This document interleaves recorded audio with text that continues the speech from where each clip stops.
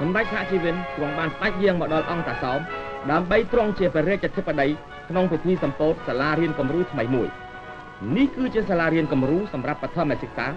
លេខទី14ដែលជំនួយបេសកកម្មអាមេរិកបានធ្វើសហប្រតិបត្តិការជាមួយនឹងក្រសួងអប់រំជាតិ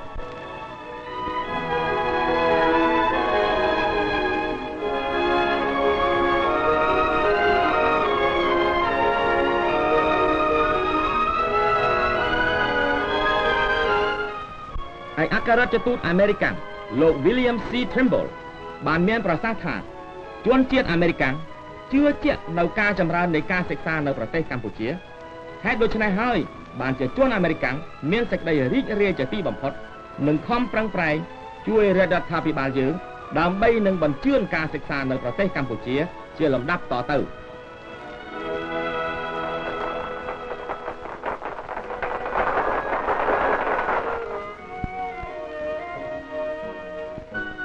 សម្ដេចព្រះប្រមុខរដ្ឋដ៏ឆ្នើមនៃយើងទាំងឡាយព្រះអង្គទ្រង់មានព្រះរាជឱកាសបញ្ជាក់ថា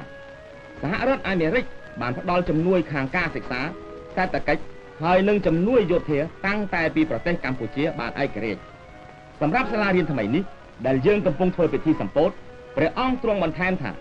សាលារៀននេះនឹងមានប្រយោជន៍យ៉ាងវិសេសវិសាលដល់យុវជនខ្មែរយើង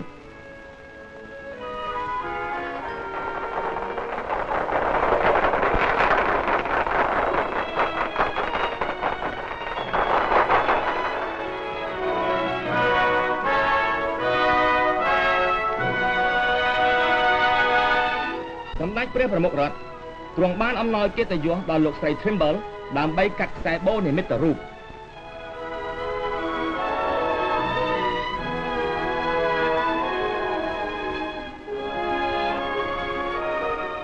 សាលារៀនគំរូនេះមានសភាពយ៉ាងសមរម្យ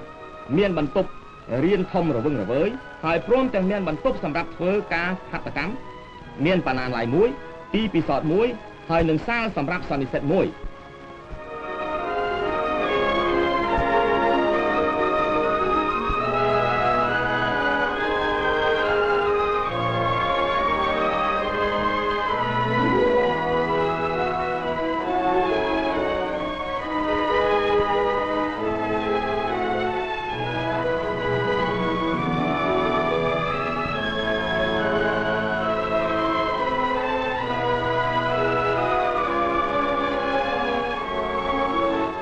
សម្ដេចសហជីវិនទ្រង់ស្ដេចយាងចាកចេញពីអង្គតាសោមដោយមានព្រះរាជហឫទ័យយ៉ាងរីករាយក្នុងការចម្រើនខាងសិក្សានៅប្រទេសកម្ពុជា